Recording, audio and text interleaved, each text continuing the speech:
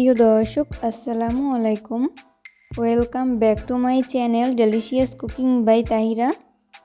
আজকের পর্বে আপনাদেরকে রাজকীয় স্বাদের ডিমের কোরমা রান্না করে দেখাবো। খুব সহজেই দুর্দান্ত স্বাদের ডিমের কোরমার রেসিপিটি বাড়িতেই বানিয়ে পুরো পরিবারের মন জয় করে নিতে পারবেন। আশা করছি আজকের রেসিপিটি আপনাদের কাছে অনেক ভালো লাগবে। তো চলুন দর্শক, রেসিপিটি দেখে নিচ্ছি শুরু থেকে শেষ পর্যন্ত। ডিমের কোরমা রান্না করার জন্য আমি এখানে 7টি সিদ্ধ ডিম নিয়েছি। এরপরে ডিমগুলোকে কাঁটা চামচের সাহায্যে এইভাবে ছিদ্র করে নিচ্ছি। এইভাবে কাঁটা চামচের সাহায্যে ছিদ্র করে নেওয়ার ফলে কিন্তু আর ভাজার সময় তেল ছিটকে আসবে না। তো সেমভাবে সবগুলো ডিম এইভাবে ছিদ্র করে নিয়েছি। এরপর ডিমগুলোকে ভেজে নিব, ওই জন্য চুলায় একটা পাত্র বসিয়ে দিয়েছি। এরপর আমি এর মধ্যে ব্যবহার করব 1/4 কাপ পরিমাণ সয়াবিন তেল। তেল যখন মিডিয়াম আঁচে গরম হবে ওই পর্যায়ে আমি এর মধ্যে ব্যবহার করব সামান্য পরিমাণ লবণ। এরপর স্প্যাচুলার সাহায্যে খুব ভালো মতো নেড়েচেড়ে মিশিয়ে নিচ্ছি। তো মিশিয়ে নেওয়া হয়েছে, এই পর্যায়ে তেল গরম করে নেওয়া হয়েছে। এরপর আমি এর মধ্যে ডিমগুলোকে দিয়ে দিচ্ছি।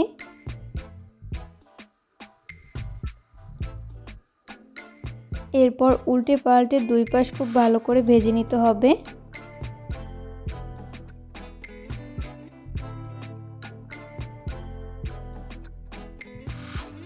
তো এই পর্যায়ে ডিমগুলোর দুই পাশ খুব ভালো করে ভেজে নেওয়া হয়েছে।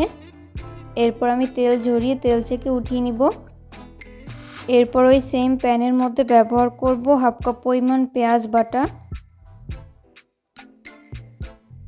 এরপর এই পেঁয়াজ বাটা তেলের মাঝে খুব ভালো করে ভেজে নিতে হবে।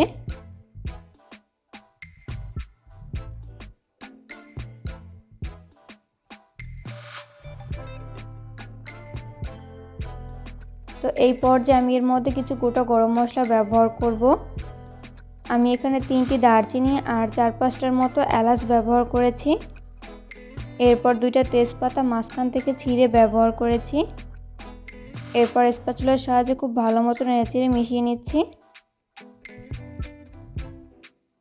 তো এই পর্যায়ে ব্যবহার করব 1 চা চামচ পরিমাণ আদা বাটা, 1/2 চা চামচ পরিমাণ জিরা বাটা, 1/2 চা চামচ পরিমাণ রসুন বাটা। এরপর ব্যবহার করব স্বাদ মতো লবণ। এরপর এই সমস্ত উপকরণগুলোকে স্প্যাচুলার সাহায্যে খুব ভালো মতো নেড়েচেড়ে মিশিয়ে নিচ্ছি।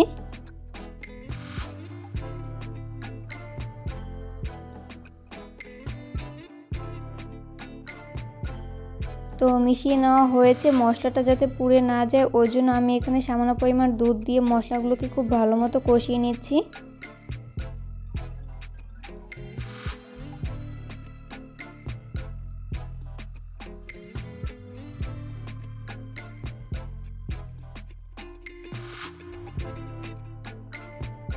তো এই পর্যায়ে মশলা খুব ভালো মতো কষিয়ে নেওয়া হয়েছে। এরপর আমি এর মধ্যে আগে থেকে ভেজে রাখা ডিমগুলোকে দিয়ে দিচ্ছি।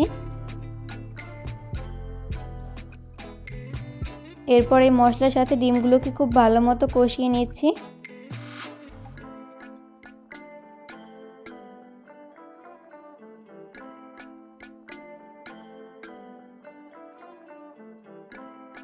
তো এই পর্যায়ে মশলার সাথে ডিমগুলো খুব ভালো মতো কষিয়ে নেওয়া হয়েছে।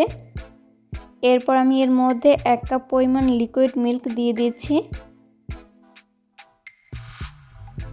এরপর স্প্যাচুলার সাহায্যে খুব ভালো মতো নেড়েচেড়ে মিশিয়ে নিচ্ছি।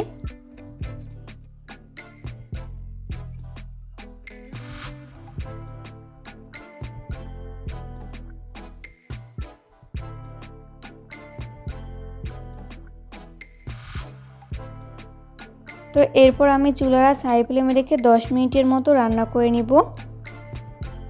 এরই মাঝে ঝোল কিছুটা শুকিয়ে যাবে। কিছুক্ষণ পর স্প্যাচুলার সাহায্যে এইভাবে নেড়েচেড়ে মিশিয়ে নিতে হবে।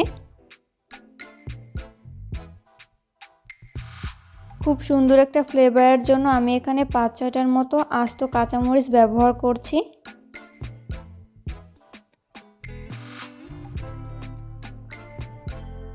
এরপর আবারও খুব ভালো মতো নেড়েচেড়ে মিশিয়ে নিচ্ছি।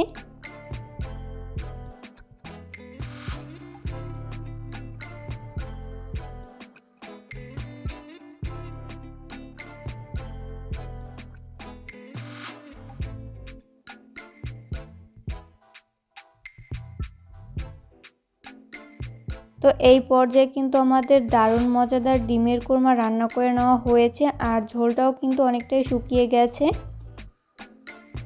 চেষ্টা করেছি রেসিপিটি সহজভাবে শেয়ার করতে, আশা করছি বরাবরের মতো আমার আজকের রেসিপিটিও আপনাদের কাছে সহজ এবং ভালো লেগেছে।